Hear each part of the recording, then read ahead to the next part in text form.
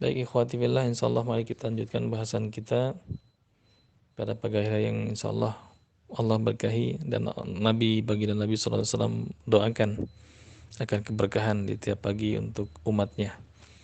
Insyaallah mudah-mudahan tidak kurang satu apapun dan kita tetap teguh memegang tali buhul yang kokoh, yaitu akidah. Akidah yang lurus, akidah yang dianut oleh Nabi ma'ana alaihi washabih, apa yang dipegang akidahku dan sahabat-sahabatku, yaitu akidah sunnah wal jamaah.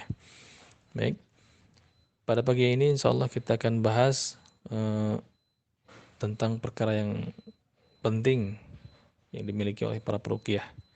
Dan ini pun juga kita harus ajarkan kepada marki kita, pada pasien-pasien kita.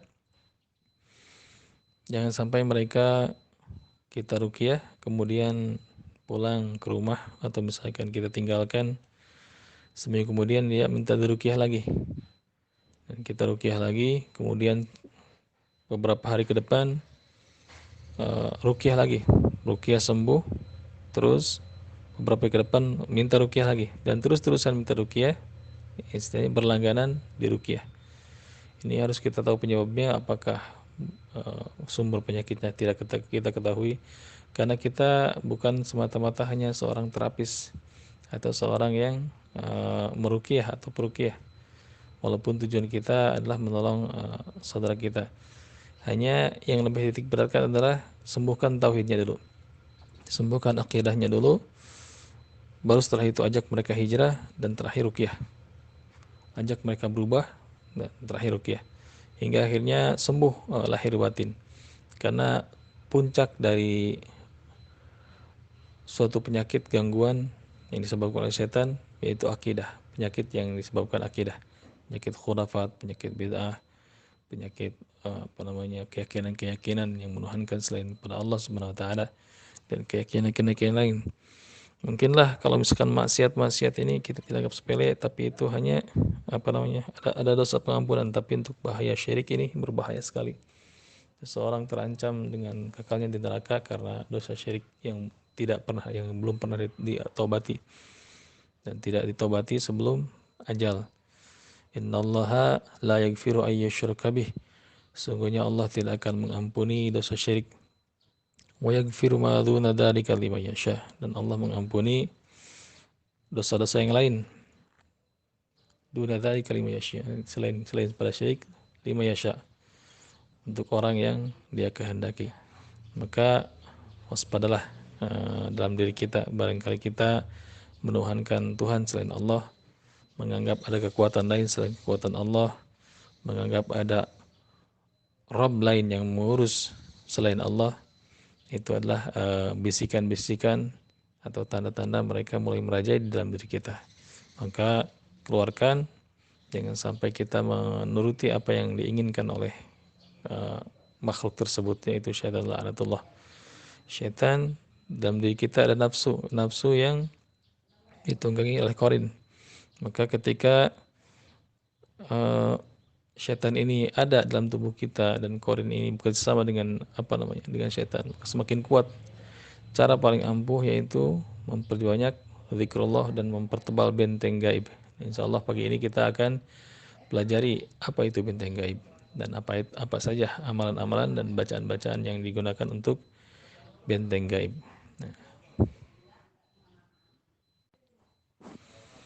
Benteng gaib ini bisa kita amalkan sebelum ruqyah, bisa juga pasca ruqyah. Bahkan kita bisa gunakan ini sebagai wirid harian, karena faidah-faidah dan fadilah yang sangat luar biasa dari benteng gaib ini insyaallah. Yang pasti benteng gaib di sini artian bukan benteng gaib dari bangsa jin atau dari amalan-amalan yang di luar sunnah yang mengundang mereka ke dalam tubuh kita sehingga kita serasa dibentengi dan dilindungi, tapi semata mengharap keridhaan dari Allah, semata mengharap perlindungan dari Allah Subhanahu wa taala. Maka amalan-amalan pun apa yang pernah Nabi ajarkan insyaallah.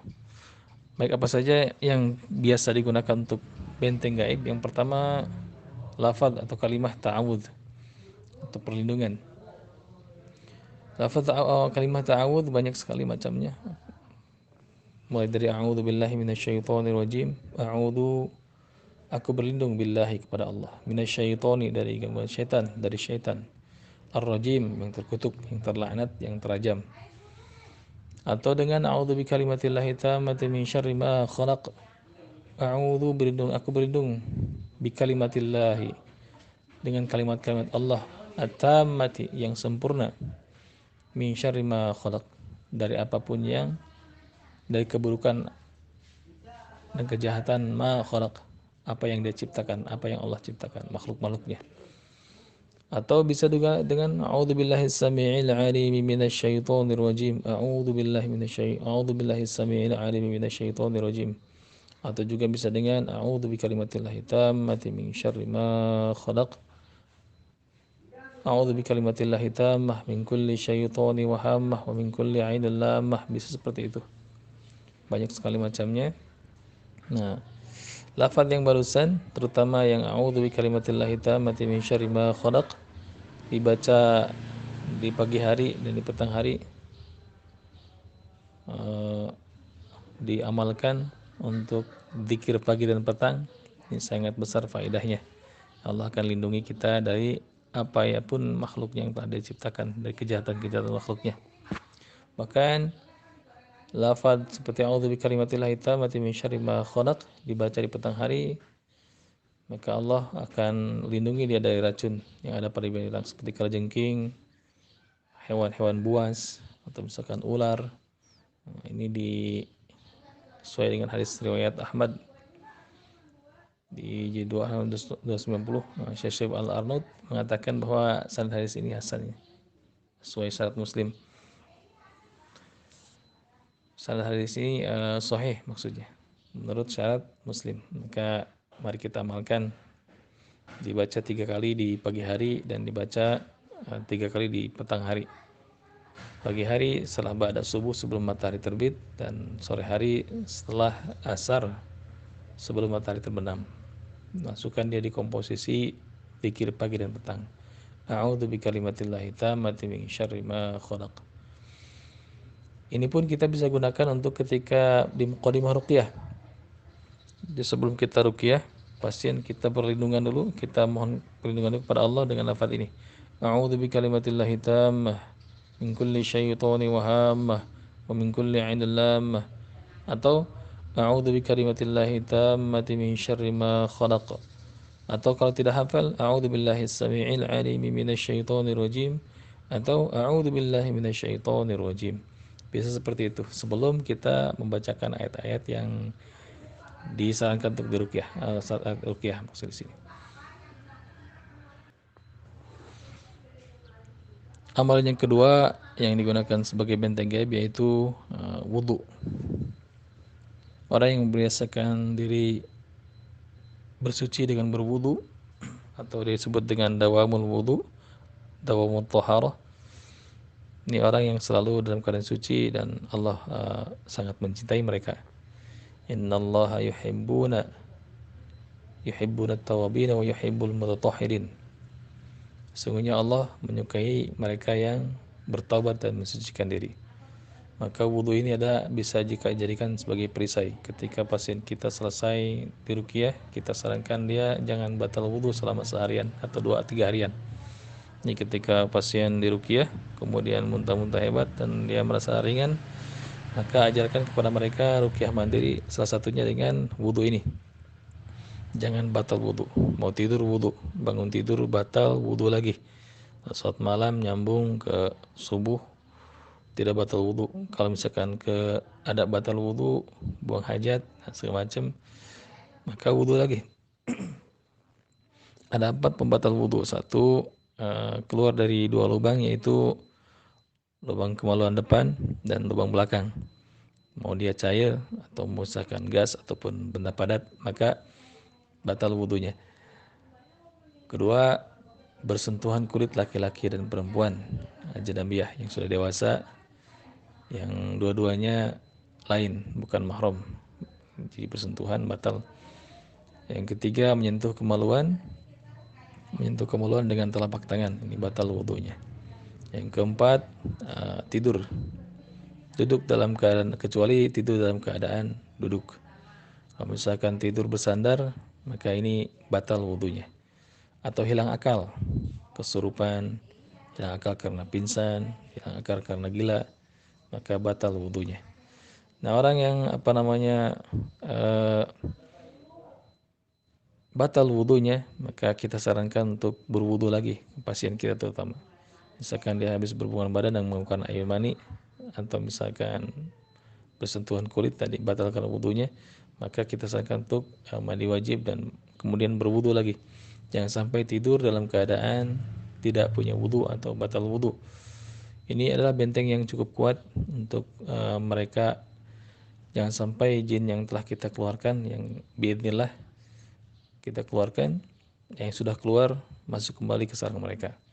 Di benteng yang sangat kuat, maka jangan sampai batal wudu, terus-terusan wudu. Bahkan banyak sekali faedah-faedah, fadilah-fadilah yang Nabi jelaskan di beberapa hadis akan keutamaan wudu ini. Orang yang tinggal menama bil wudu, bilang orang siapa yang tidur dalam keadaan berwudu, sebelum mata kemudian dia mati, falau syahidun indallah, maka dia berganjar syahid Allah, di sisi Allah. Bang siapa tidur dalam keadaan berwudu kemudian dia meninggal malam itu, maka dia tergolong syahid. Syahid di sisi Allah Subhanahu wa taala. Maka biasakan berwudu. Antum bisa bayangkan seorang yang berwudu, dia akan menjaga semua adab. Dia akan menjaga wudunya tersebut. Dia masuk angkot, dia tidak mau berdekatan dengan perempuan. Dia naik ojol, dia kalau misalkan akhwat dia mau tidak akan bersentuhan bahkan dengan siapapun di jalan. Bahkan lebih ke arah ruhani, dia tidak akan berani melihat hal-hal yang haram, insya Allah. Maka wudhu ini ada perisai. Bagaimana perisai ini tidak menyebabkan, atau perisai ini perkara yang sangat mudah, perkara yang sangat mudah yang kita lakukan, tinggal wudhu dan Allah berikan perlindungan sehingga jin yang dikeluarkan tidak akan masuk kembali dan tertahan karena ada wudhu ini. Kita sarankan jangan batal wudhu untuk pasien kita, bahkan untuk kita sebelum ruqyah kita wudhu dulu, pasien kita suruh wudhu dulu. Nah, setelah ruqyah jangan sampai pasien kita batal wudhu, terus dawamkan wudhu, dawamut thaharah. Nah, bagaimana kalau misalkan waktu sholat datang dalam keadaan punya wudhu? Boleh, bahkan ini al-wudhu, wudhu di atas wudhu ini adalah kanuri fawqa nur, seperti cahaya di atas cahaya. Maka itu yang disebut tajdidul wudhu, memperbaharui wudhu. Orang yang punya wudhu atau bersuci kemudian dia wudhu lagi, maka dia diberikan kanuri fawqa nur, cahaya seperti cahaya di atas cahaya, semakin terang lagi cahayanya. Dan di hari kiamat Nabi SAW mengenal umatnya dari bekas-bekas wudhu, dari bekas-bekas wudhu yang mereka mereka lakukan. Di muka bercahaya, tangan bercahaya, rambut bercahaya, kaki bercahaya, dan semuanya yang kena wudhu atau air wudhu maka itu bercahaya. Itu cara mudah Nabi mengenali umatnya di hari akhir nanti, insya